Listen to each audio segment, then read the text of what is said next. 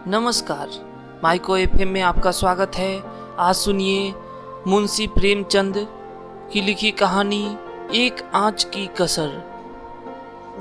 सारे नगर में महाशय यशोदानंद का बखान हो रहा था।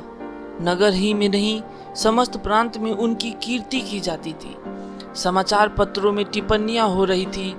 मित्रों से प्रशंसापूर्ण पत्रों का तांता लगा हुआ था। समाज सेवा इसको कहते हैं।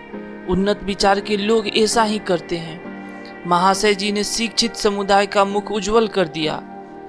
अब कौन यह कहने का साहस कर सकता है कि हमारे नेता केवल बात के धनी हैं, काम के धनी नहीं है। महाशय जी चाहते तो अपने पुत्र के लिए उन्हें कम से कम 20,000 रुपये दहेज में मिलते, उस पर खुशामद घाते में। मगर लाला साहब ने सिद्धांत के सामने धन की रत्ती बराबर परवाह न की और अपने पुत्र का विवाह बिना एक पाई दहेज लिए स्वीकार किया। वाह वाह, हिम्मत हो तो ऐसी हो, सिद्धांत प्रेम हो तो ऐसा हो, आदर्श पालन हो तो ऐसा हो। वाह रे सच्चे वीर, अपनी माता के सच्चे सपूत, तूने वह कर दिखाया जो कभी किसी ने किया था। हम बड़े गर्व से तेरे सामने मस्तक नवाते हैं। महाशय यशोदानंद के 2 पुत्र थे। बड़ा लड़का पढ़ लिख कर फाजिल हो चुका था, उसी का विवाह तय हो रहा था और हम देख चुके हैं बिना कुछ दहेज लिए। आज का तिलक था। शाहजहांपुर स्वामी दयाल तिलक लेकर आने वाले थे।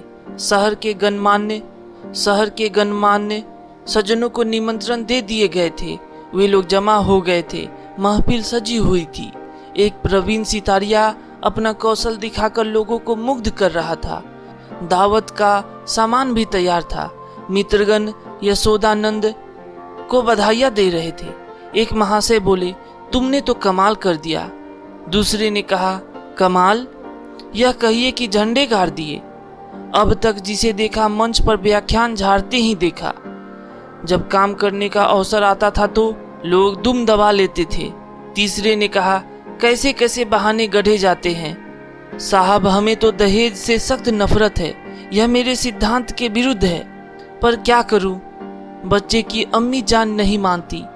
कोई अपने बाप पर फेंकता, कोई और किसी खर्राट पर। चौथे ने कहा, अजी, कितने तो ऐसे बेहया हैं जो साफ साफ कह देते हैं कि हमने लड़के की शिक्षा दीक्षा में जितना खर्च किया है वह हमें मिलना चाहिए, मानो उन्होंने यह रुपए किसी बैंक में जमा किए थे। पांचवे ने कहा, खूब समझ रहा हूँ, आप लोग मुझ पर छींटे उड़ा रहे हैं। इसमें लड़की वालों का ही सारा दोष है या लड़की वालों का भी कुछ है?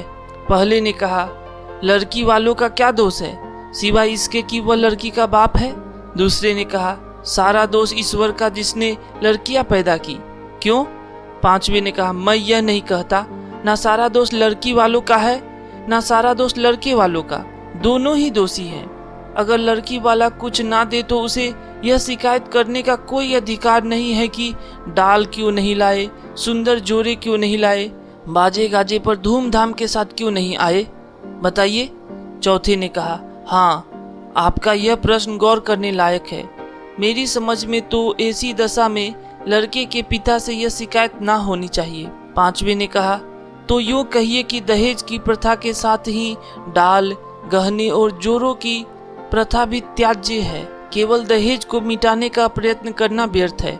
यशोदानंद ने कहा, यह भी लेम एक्सक्यूज है। मैंने दहेज नहीं लिया है, लेकिन क्या डाल गहने ना ले जाऊंगा?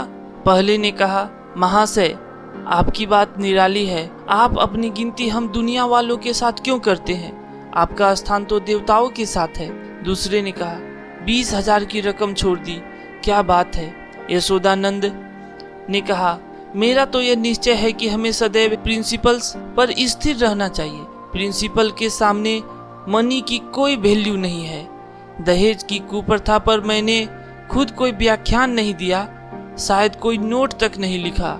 हाँ, कॉन्फ्रेंस में इस प्रस्ताव को सेकेंड कर चुका हूँ। मैं उसे तोड़ना भी चाहूँ तो आत्मा ना तोड़ने देगी। मैं सत्य कहता हूँ, यह रुपये लूँ तो मुझे इतनी मानसिक वेदना होगी कि शायद मैं इस आघात से बच ही ना सकूं। पांचवे ने कहा, अब की कॉन्फ्रेंस आपको सभापति ना बनाए तो उसका घोर अन्याय है।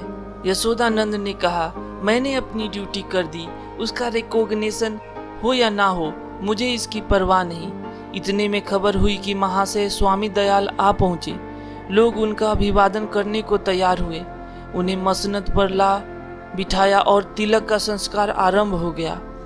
स्वामी दयाल ने एक ढाक के पत्तल पर नारियल, सुपारी, चावल, पान आदि वस्तुएं वर के सामने रखी। ब्राह्मणों ने मंत्र पढ़े, हवन हुआ और वर के माथे पर तिलक लगा दिया गया। तुरंत घर की स्त्रियों ने मंगलाचरण गाना शुरू किया। यहाँ महफिल में महाशय यशोदानंद ने एक चौकी पर खड़े होकर दहेज की कुप्रथा पर व्याख्यान देना शुरू किया। व्याख्यान पहले से लिखकर तैयार कर लिया गया था। उन्होंने दहेज की ऐतिहासिक व्याख्या की थी। पूर्व काल में दहेज का नाम भी ना था। महाशयों, कोई जानता ही ना था कि दहेज या ठहरौनी किस चिड़िया का नाम है। सत्य मानिए, कोई जानता ही ना था कि ठहरौनी है क्या चीज। पशु या पक्षी, आसमान में या जमीन में, खाने में या पीने में। बादशाही जमाने में इस प्रथा की बुनियाद पड़ी। हमारे युवक सेनाओं में सम्मिलित होने लगे। यह वीर लोग थे। सेनाओं में जाना गर्व समझते थे। माताएं अपने दुलारों को अपने हाथ से शस्त्रों से सजाकर रण क्षेत्र में भेजती थी। इस भांति युवकों की संख्या कम होने लगी और लड़कों का मोल तोल शुरू हुआ। आज यह नौबत आ गई है कि मेरी इस तुच्छ महातुच्छ सेवा पर पत्रों में टिप्पणियां हो रही है, मानो मैंने कोई असाधारण काम किया है। मैं कहता हूँ, अगर आप संसार में जीवित रहना चाहते हो तो इस प्रथा का तुरंत अंत कीजिए। एक महाशय ने शंका की, क्या इसका अंत किए बिना हम सब मर जाएंगे? यशोदानंद ने कहा, अगर ऐसा होता है तो क्या पूछना था। लोगों को दंड मिल जाता और वास्तव में ऐसा होना चाहिए। यह ईश्वर का अत्याचार है कि ऐसे लोभी, धन पर गिरने वाले, बुर्दा फरोश, अपनी संतान का विक्रय करने वाले नराधम जीवित हैं और समाज उनका तिरस्कार नहीं करता, मगर वह सब बुर्द फरोश हैं इत्यादि। व्याख्यान बहुत लंबा और हास्य से भरा हुआ था। लोगों ने खूब वाहवाही की। अपना वक्तव्य समाप्त करने के बाद उन्होंने अपने छोटे लड़के परमानंद को, जिसकी अवस्था 7 वर्ष की थी, मंच पर खड़ा किया। उसे उन्होंने एक छोटा सा ब्याग लिखकर दे रखा था। दिखाना चाहते थे कि स्कूल के छोटे बालक भी कितने कुशाग्र बुद्धि हैं। सभा समाजों में बालकों से व्याख्यान दिलाने की प्रथा है ही। किसी को कुतूहल ना हुआ।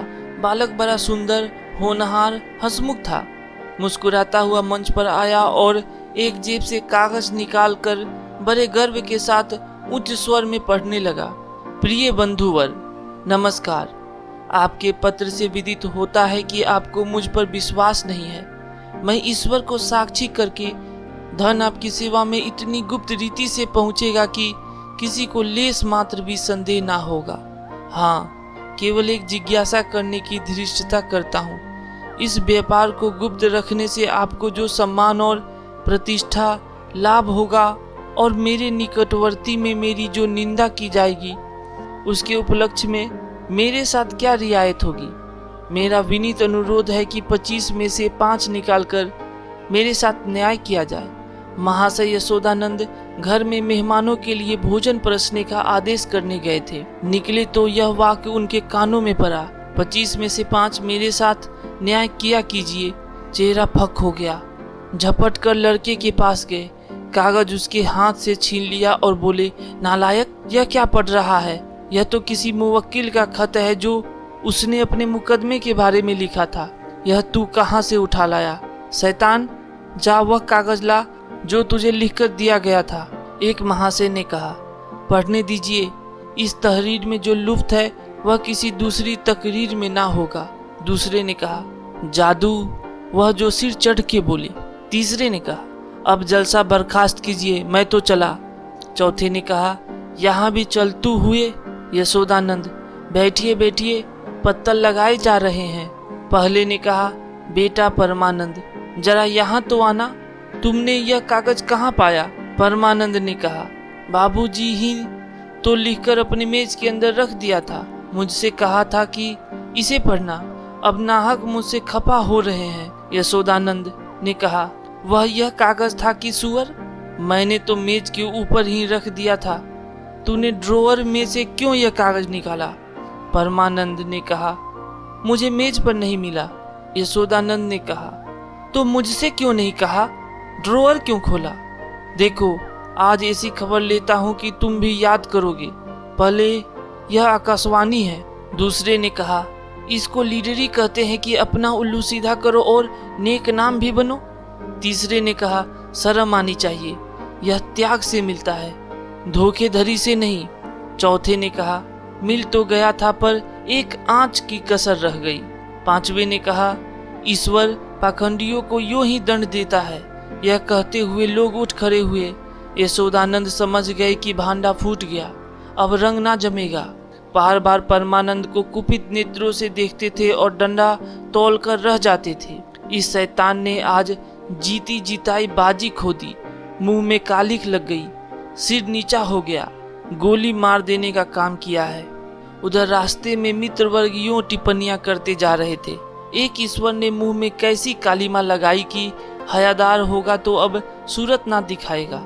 दूसरे ने कहा, ऐसे ऐसे धनी मानी विद्वान लोग ऐसे पतित हो सकते हैं? मुझे यही आश्चर्य है।